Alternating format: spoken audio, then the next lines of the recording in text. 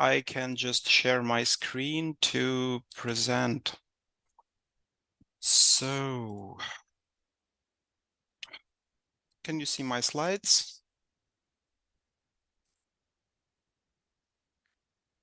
Please say something. Yes. Otherwise, oh, okay, yeah.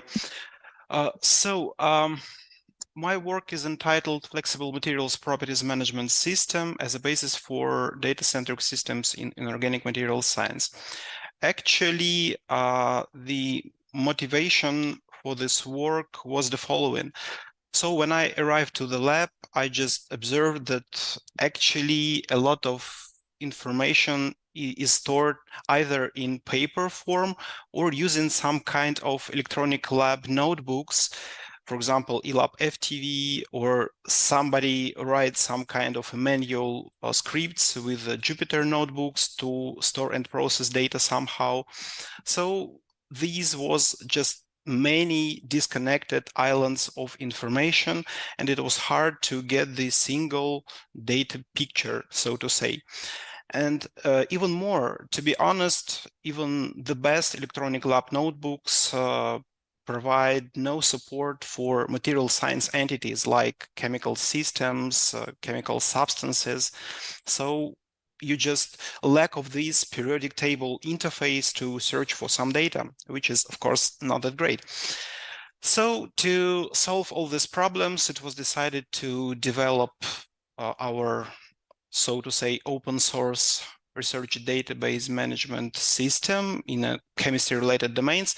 And on this slide, you can see a lot of requirements which are fulfilled right now. But to make this a bit shorter, I would like to highlight the core features that were implemented. So currently, our system supports multiple tenants, which is great because actually it allows you to just deploy different instances of databases, and they will have just as a standalone instances, totally separate from all other instances. So you can manage the project tree quite flexibly. And of course, you have a built-in support for those nice chemical stuff types like chemical system, chemical substance, or modification.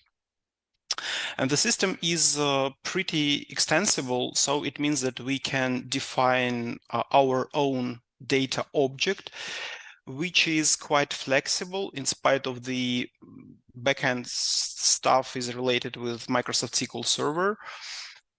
So we can just create different templates for properties and define even templates for tables. And even more, we can upload the documents into the system and to make a kind of validation on the pre-upload so that any corrupted information will be rejected. And of course, we have some kind of application programming interface to provide a data extraction, which means that we can rely on some kind of external software to extract data from other unknown file formats to put it as a metadata in our system, and later on user is able to search for this data. So to facilitate import of information, the system implements so-called batch import, which enables user to just drag and drop a batch of documents and then, so to say, easily upload them to the system. And since we are providing multiple tenants, well, it's highly needed to customize them. So actually, we support customization by means of HTML, JavaScript, and CSS injection, which is pretty fine. So yeah, the multi-tenant support, it was already announced, and yeah, basically this is a separate instance of a software. So to be honest, to spawn the new instance, I just need to add the new line to the database and create one more binding in the web server. So it can take like, I don't know, 5 minutes. And actually system is running 7 tenants right now, which is pretty good. So if you take a look at the relational database structure, then it could be quite a mess from the first glance, but actually the central table is object info, which describes every object in the system. And due to these property tables, like property float, property int, string, and big string, we can attach a set of key value pairs for every object, making the object structure pretty flexible, like it was shown by Igor before in his solution. So to say, it's pretty flexible according to the structure. So, of course, if you just try to store something within some system, you need a kind of hierarchy or a kind of project tree to, I don't know, insert some objects or related data information in some node. So from this perspective, system provides you pretty good interface, which enables you to, I don't know, build pretty deep hierarchy, which are visualized in a fancy way. And even more, when you are building this hierarchy, you can set access control level for every node. So just claiming that if project is public, then it can be accessible by everybody, or protected means it's accessible only for registered users. Protected NDA is even more restrictive, and private, it means it's accessible only for you. So having done the project tree, actually, we need an opportunity to add some data or some objects to the system. And then actually you can select one of the known type or introduce your own object type into the system. And the common parameters you need to set up are shown in the lower left part of the slide. But here, I want to emphasize that it's pretty easy here to add a new composition, for example. So you just need to pick up some chemical elements from the periodic table, specify some absolute or relative atomic percents, and then, well, press the save button and it's done. So it's pretty easy. So actually, you can observe in the demonstrational account a kind of long list of different binary compounds, for example, which were taken from the bandgap database developed in IMET RAS Institute by Nadezhda Kiselyova. And actually, the flexibility of the system allows us to provide this arbitrary structure table storage. So actually, I just provide a kind of a template to just grab all the data from the bandgap database and store it like a virtual table inside of this developed management system. So actually, so far so good. And even more, you can just download all the properties for a corresponding substance or composition in Excel format, change something, and upload the new version to the system, if you have such permissions, of course. So to provide a kind of linking between different objects, we introduced the interlink objects functionality, which actually enables you to create some kind of a graph. And the question of Alexandra Juan was connected with the different states of a sample. I don't know, for example, in our lab, we are also doing these materials libraries as a thin films. And sometimes we are measuring their properties as deposited. And then afterwards, we can perform some annealing at a certain temperature for a certain amount of time. And then we remeasure the properties and can, of course, observe some changes. So for this purpose, we can combine those samples in a graph so that we can track the sequence of the treatment, which is also important. But on this slide, actually, the example is quite different. So it only shows you how we can associate the literature reference with a particular compound, which is also can be done with this functionality. So now let's proceed to the extended properties. So to say, actually, we just need to deal with some integer values, floating point values, and strings. And for this purpose, we just categorize all the properties according to those basic types. And of course, having defined these basic types, we affect somehow the search form, which is generated according to the type of the search property. So you can search for a certain range, for integer and float, for numbers. And if it's just a string, then you can just use some other commands like equal, some other predicates like equal, starts with, ends with, contains, and so on. So actually, system is also pretty flexible, enabling you to define a so-called template, which can be even hierarchically structured. So here you can observe some document containing synthesis parameters for our materials library, which contains a number of different sections, and user can, I don't know, open them or collapse to view some information. And to make this possible, actually user can previously, for every data type, define a so-called template as a special object with a reserved name, which will enable you to define this hierarchy and the properties which user must set for a certain object type. Of course, some of them can be mandatory, some of them can be not that important, but it's also can be customized via some JavaScript, for example, when you are filling those forms. Yeah, here you can see basically the user interface if it's required to adjust some properties. So you've got some green lines, which means this is fine. This property is already contained within a template. Some unfilled properties are white. Some strange stuff is yellow, which means that this property is out of the template. So when I just export data from the old database, so it was like a string, and however, it should be a kind of a number. So I will convert this later on.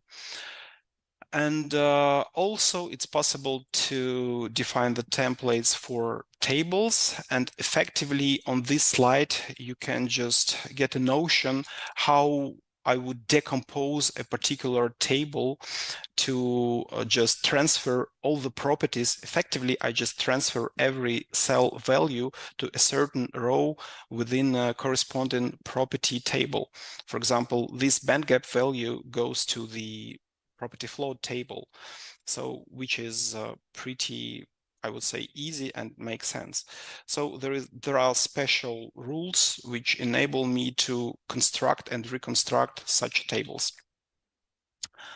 Of course, extended properties control, if it's just a table form, could be pretty hard, and for this purpose, maybe manual control is not that useful. That's why we also developed a functionality of downloading data in Excel format, making some changes and uploading the changes back to the server, which works good. And also, I want to just emphasize that actually the system is pretty extensible. So you are free to add your own object type. For example, I don't know, this could be some special property, or this could be some special type of measurement. And effectively, you can just get some file from the measurement device, analyze it by means of some external APIs, get the fingerprint with the metadata, and import it into the system. So everything is automated, so to say. For example, validation is quite extensible because we can rely on built-in types, which are just can be found within some dynamically linked library, or we can rely for validation to some external web service which is available via HTTPS and which satisfies some open API specification which is published. So effectively, when we just throw the data to some service, it should just report to us either document is valid or invalid. So it's pretty simple functionality. And even more, if we've got our materials library, we've got 342 measurement points. So effectively, if we've got some EDX measurement results, then in principle, it's good to know what is the minimal and maximal concentration of every chemical element on the wafer, on the surface of the materials library. That's why we are just extracting the data in a special predefined JSON form, which can be understood by the management system. And so effectively, we can create some kind of a fingerprint, some kind of a metadata for this ADX document.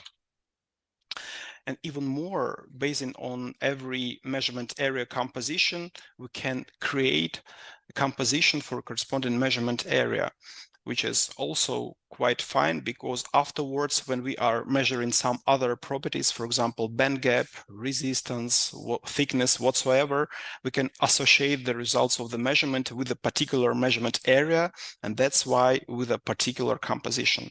So this is pretty good. So to tell about visualization, out of the box, we just provide some kind of configurable XY charts.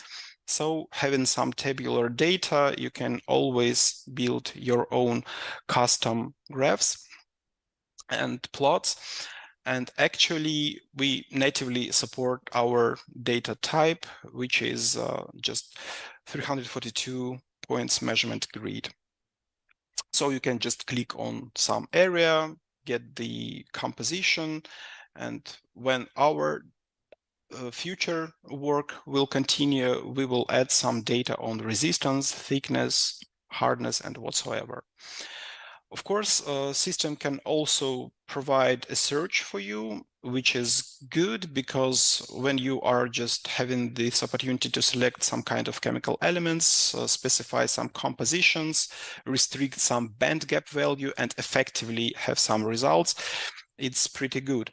And even more, system provides you with a persistent URL on the search. So actually, if this data is public, you can just copy and paste this URL to your colleague to show them the results.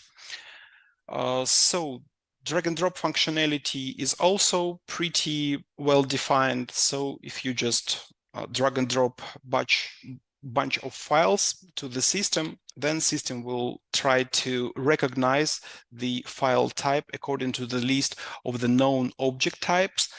You can adjust this selection, of course, but even more, system tries to analyze the file, and if the analysis fails, then ultimately you have to get rid of this file because it can't be uploaded to the system.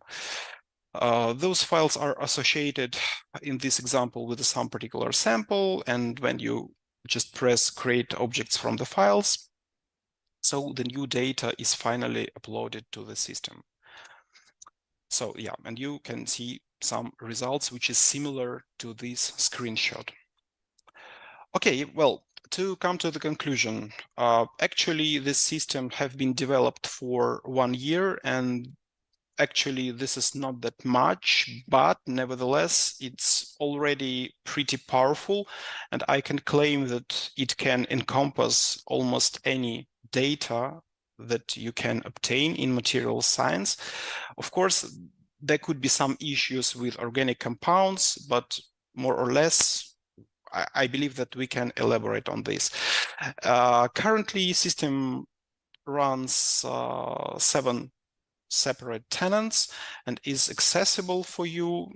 I also just provided a kind of a virtual playground. So this inf MDI ROR Bochum DE, you can just test the system with the different credentials and get a notion how the system could behave if you are just a user with a different level of privileges. So yeah, if I have some time, then in principle, I don't know, I can provide some kind of a short demonstration for you. So if you take a look at the demo account, then effectively this is the bandgap database developed in Russia. So actually, yeah, you can just search for some I don't know, chemical system.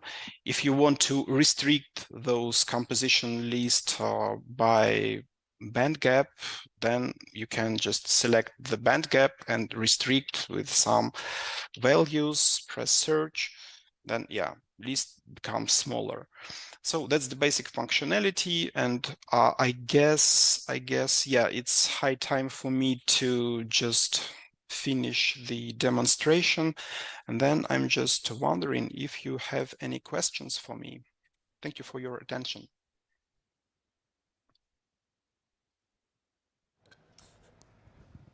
Thank you very much for this talk. So I have a few questions. So is duplication of properties or substances is a problem, because many materials can be named in different ways, and if users are just entering them by themselves, though, so probably you will have some duplication, yeah, of the properties or of the material names. Is it a problem? So actually the system is built in that way that, for example, in property table, I created the unique index which prevents those cases. So for example, you can't assign the two properties named the same way for the same entity, so to say. So that's some kind of restriction. Mm-hmm. And another question which actually relates to the question by Alexander Juan. So if you have a sequence of stages in that case, because in our case in JSON file, yeah, we have determined the order of events of treatments. How to define an order of treatments in your case? Actually, when the object is created, so it automatically contains some kind of a timestamp within the system. And of course, after some other processing step happens, for example, annealing or quenching, we've got the new state of the material. So I add in a new state for this sample. So this is a new object, so to say. But since the sample physically is the same, the ID on the box, I mean, the virtual ID for the user stays the same. And I also interlink those objects together so that, for example, a quenched or annealed instance knows its original parent, so to say. That's how ultimately you can obtain a graph of states for every object, and afterwards you can assign different processing documents, for example, I don't know, resistance measurement for different states of this sample. So this is our, I would say, recipe. Mm-hmm. And maybe the last question. So what do you think about publishing different versions of the same, like property or something? Because sometimes you just have one result and then it is replaced by other results, and maybe you should keep track of these changes. So what do you think of that? To be honest, I don't like that, because for me, you should have one source of the ground truth. So experts should decide what is better and keep the best values into the system. But if you just talk about some kind of versioning, then I would suggest to use some kind of other systems. I mean, we can implement versioning within our management system, but for versioning of documents, I know, for example, some better solutions like GitLab, GitHub, whatsoever, for managing with some source code. But yeah, I mean, it's doable, of course, within a system, but then it's just a pain, you know? You have to select from plenty of different values, so you should be an expert then. I have a question, please. You use in your conclusions the term chemical type. What does it mean? By this term, I mean some common chemical type for the chemists. For example, chemical system, which is effectively just a set of chemical elements. Or, for example, chemical composition, which is once again the set of the elements, but also and indices for every element. So yeah, this is so-called top level of the chemistry, I would say, how we should distinguish between different materials, between different, I don't know, substances. Thank you. Yeah, thank you very much. Are there any questions or suggestions? Okay, Victor, maybe one more question. Okay. Yeah, sure. So actually you do provide a way to extend your schema, yeah, for new properties, something like that. But we do know that this leads to a number of joins in queries. So yeah, that's true. But actually, by now you do provide only some restricted and very, very simple, I should say, patterns of queries. But what do you think about some complicated analytical queries with many joins? What do you think about the performance issues within these queries? Actually, to be honest, in material science, we don't have that many high quality data. So up to now, I mean, for example, for databases developed in Imetras or for database developed here, well, the volume is not the problem. However, to facilitate the search, we can introduce, I don't know, some kind of materialized views upon the desired types of the queries to just, I don't know, facilitate the search and speed it up. It's not that problem, I would say.